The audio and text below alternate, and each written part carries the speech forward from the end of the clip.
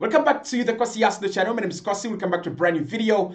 Arsenal are now focusing on signing Viktor Gyokerez as their main transfer target for a striker, as there is more acceptance inside the club that Alexander Isak is going to be very difficult to take away from Newcastle. But also today, according to The Athletic, the Benjamin Sesko deal to Arsenal might not happen. Not because Arsenal do not have a very good relationship or we've not had good conversations, but inside Arsenal, a few people think that Benjamin Sesko might not be able to take off quickly as we want a striker to do. Hit the like button, subscribe to the channel as well. There are more stories around Xavi Simons, and I love the Xavi Simons story. According to Fabrizio, Arsenal are being kept informed about the Xavi Simons situation, as they want to sign an attacking midfielder who could play as a winger as well. We've signed Fabio Vieira in that role before. It didn't work out. Xavi Simons has emerged as a target for us. We'll talk about more of the transfer rumors as well, and much of the information flying around the club as we enter the summer. Let's start off with that big story from Nicolo Schira. Now, big up to Nicolo Schira, because last year in September, he revealed that Viktor Gyokerez was Arsenal's big top target for a striker. Although in subsequent months, we have had a couple of stories saying that Arsenal were not really interested in Viktor Gyokerez, or they had reservations about the player, that he had that knee injury and they were scared about it. And also, they had questions about whether Gyokerez could actually adapt to the Premier League and score as many goals as doing in Portugal. Nicolo Schira had reported almost a year ago that Arsenal were really looking at Gyokerez as their main target. Now, of course, a big credit to him. He has also reported once again that Arsenal are now holding talks with the management of the player. Positive talks have been held, and there is a lot of optimism that a deal will be done. The other clubs interested, including Manchester United, are not as strong and lethal as Arsenal. So it looks like Viktor Gyokerez as a player and a position are more possible for us. Of course, this has also been caused by Andrea Bata. We have been told, according to Nicolo Schira, that Andrea Bata was considering signing Viktor Gyokerez for Atletico Madrid last summer. The reason as to why that deal didn't happen was for two reasons. One, there was a cheaper deal for a player that Atletico Madrid felt was better and had a higher ceiling in Julian Alvarez. But also, secondly, remember we talked about it, Sporting Lisbon were not willing to negotiate with anyone that didn't have 100 million. They were like, it's 100 million or bust. And therefore, Arsenal ended up not signing Viktor Gyokerez, and Atletico Madrid ended up not signing Viktor Gyokerez, and they ended up signing Alexander Soloth as well as Julian Alvarez. So I want to say, when it comes to the Viktor Gyokerez deal, it's being fueled more now by Andrea Bata. Talks are being held, and you can see the rate at which he appreciates the player. We've been told that he likes Gyokerez, he understands him, and he really favors him across the internal structure, as compared to Sesko, as compared to Cunha, and as compared to Alexander Isak. And I understand why Andrea Bata likes Viktor Gyokerez. This is a guy that likes signing strikers in their prime. I mean, he doesn't really care. He doesn't mind. He signs strikers in their prime. If you think about the likes of Diego Costa, the likes of Suarez, these are players in their prime. At times they are in the evening of their prime, but they're still in their prime. So I'll be very, very surprised for Andrea Bata to come in and then sign a 21-year-old as if he's trying to save money. No, not really. Now, I won't be surprised if he signs Sesko and Gyokerez, and I don't have a problem with that. My only problem is signing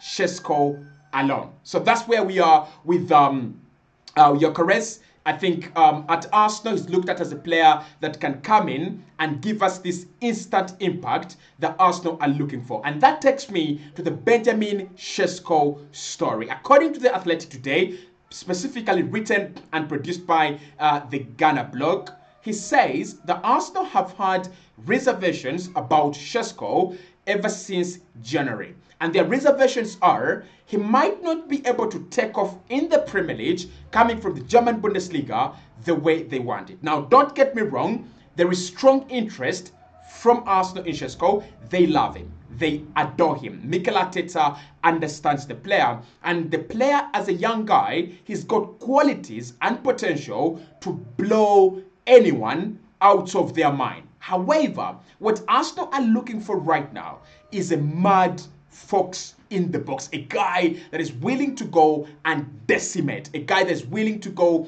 and tear defenses into threats. That is not Benjamin Sesko. Sesko is still developing, and I think he needs a club like Brighton, I'm sorry to say, a club like Newcastle. If Newcastle ever lost Alexander Isak for 150 million, they might as well spend 65 million on Sesko. He will be a very good fit for them. First and foremost, he can give you that 10, 12, 13 goals a season, which is good for a club like Newcastle, and is also going to develop in the next 2-3 seasons into a monster of a striker. But for Arsenal, right now, what we are looking for is a monster of a striker. We're not looking for someone that is going to develop into a monster of a striker. We're looking for someone who is already a monster. And that is why Andre Bata says Gyokerez is better. Now, I think it's a little bit too harsh as well. I mean, the reservations about Sesko are that he's young and he might not actually come into the league and adapt well and score goals quickly, yet that's what Arsenal need. But I think it's a little bit harsh as well. Sesko has had an amazing season. And think about it, guys. When we wanted to sign Alexander Isak back in 2022, what were the reservations that Arsenal had? Well, he's coming from Spain at Real Sociedad. He might not score the goals that we actually want. 2 or 3 years later, Arsenal are looking to sign Alexander Isak for 150 million. Will we regret the Sesko deal?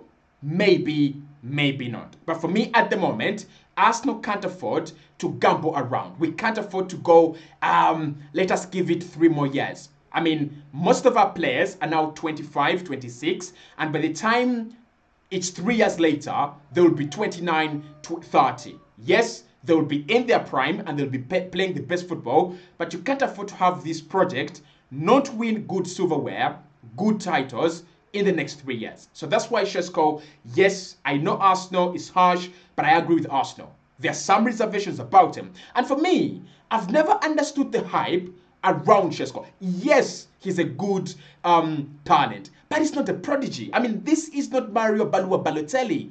He's not that guy. He's not that kind of talent. This is not Messi. This is not Robert Lewandowski. This is an ordinary talent that can be good, kind of in the Dusan Vlahovic bracket.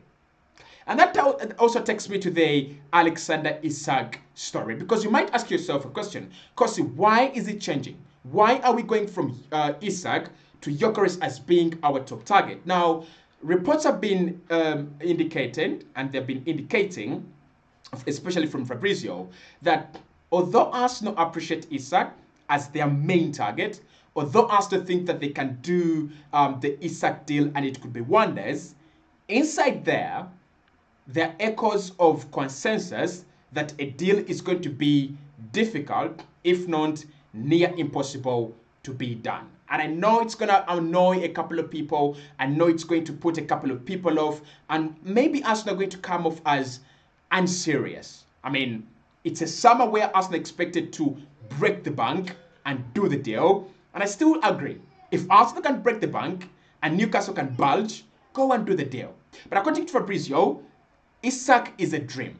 But Arsenal are trying to wake up from that dream. They kind of feel it's a dream that might not come true. They kind of feel that it's a dream that we might get lost chasing. I mean, for me, Isak is like the Karim Benzema nonsense that we had to endure for like 5 years. This year, Arsenal will sign Benzema. Next year, Arsenal will sign Benzema. The other year, Arsenal will sign Benzema.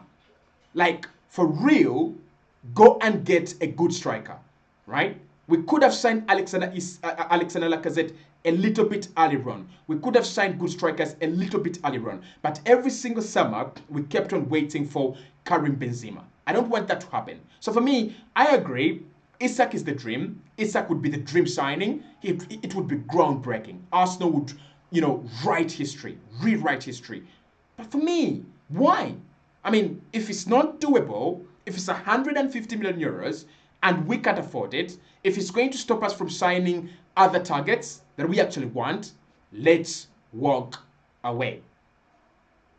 Now, away from the striker talk, Arsenal are also looking for some creativity. And of course, when we say creativity, it means two things. One, you could get creativity in wingers. Arsenal are really looking at wingers. We'll discuss one in this video as we come to the end. But let's start off with a number 10 who could play as a 7 and can also play as an 11 and is played in all those positions, and he has succeeded. I'm talking Xavi Simons. Ladies and gentlemen, Fabrizio Romano has dropped a bomber. The Arsenal are very aware of the Xavi Simons incident and position. They have been asking for information, and they have asked to be kept informed about the deal. Arsenal really think they can get themselves an attacking midfielder. It could be Xavi Simons, it could be anyone else, but that is true. Now, this is Andrea Bata. There's no question about this. Before we get into Xavi Simons and why this is a genius link, this is Andrea Bata. When I think about Bata, I'm thinking about a genius sporting director. And I think he's just gone and told Mikel Arteta, why are you trying to sign a striker of 150 million euros, yet you can't even create chances? You can't break down teams. You need players that are comfortable receiving in tight spaces. You need players that are comfortable breaking through the lines. You need a creative player. You need a 10. And therefore, in the last 2 weeks, or even more than that, we have seen Arsenal linked with some creative masterpieces. Ren Shaki popped up, dried up a little bit. Famin Lopez popped up, dried up a little bit. And then there were links to other attacking midfielders. And now, ladies and gentlemen, it is Xavi Simons. Now, Xavi Simons is not your ordinary 10. And he's not one of those players that you're bringing in and you're like, is he the kind of Madison player? Is he Messi Ozil? He's not that guy. I mean, forget it. Actually, Xavi Simons is closer to Phil Foden and is closer to a Paulo Dybala. I can see him score huge amounts of goals as a player, but I can also see him be the lead charge for our attacking midfield. And what I like about Xavi Simons is him coming in. It doesn't mean Odegaard drops. It doesn't mean Rice drops. It means we just have another attacking outlet in the team, especially as part of the midfield. Now, why am I excited about him? First and foremost, we've watched him for quite some time as a player from PSV to RB Leipzig. This is his second season at RB Leipzig, and we are told that Leipzig signed him on a permanent for around 80 million euros. Now, that is where it confuses me. If they signed him for 80 million euros, why would they want to sell him for 60? But I wouldn't really care. I mean, we'll talk about the deal in isolation, but if he's available for 60, go and do the deal, Arsenal. Like 60 for Xavi, 45 or 50 for Nico Williams, 70 for Viktor Gyokerez, and 70 for Martin Zubimendi. End the transfer window. That's enough. End it. I'm okay with that. An attacking midfielder, a defensive midfielder, a winger and a striker. You could get Sane on a free. You could get Jonathan David on a free and add to the to the team.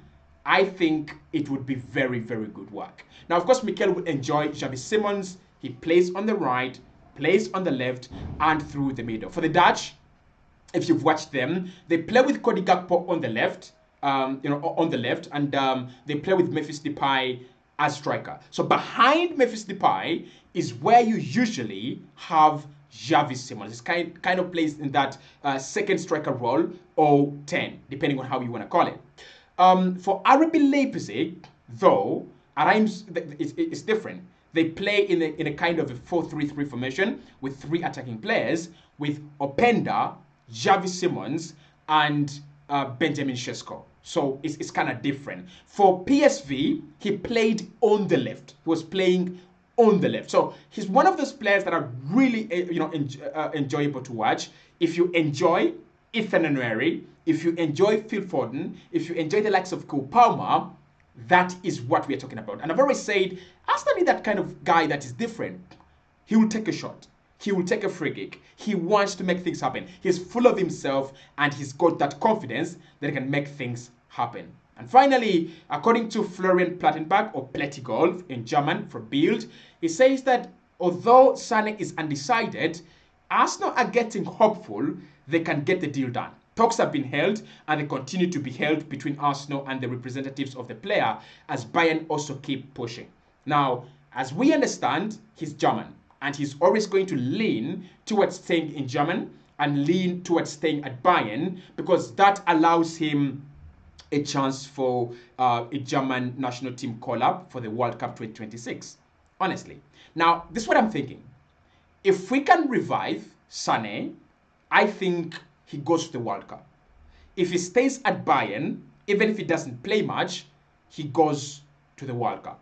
Now, for him, it's going to be between, do I want to go to the World Cup and challenge, or do I want to go to the World Cup as just a bench player the way it was at the Euros? Because for you to get ahead of the likes of Musiala, Vats, you're going to have to do a lot of work. If he wants to start, and if he wants to have regular minutes, he's got to play for a club like Arsenal that are willing to give him a chance. If he wants to go to the World Cup just simply, maybe his last World Cup, then he can stay at Bayern, guarantee his position, and everything will be okay. Hit the like button, subscribe to the channel. Definitely, I'll speak to you in the next one.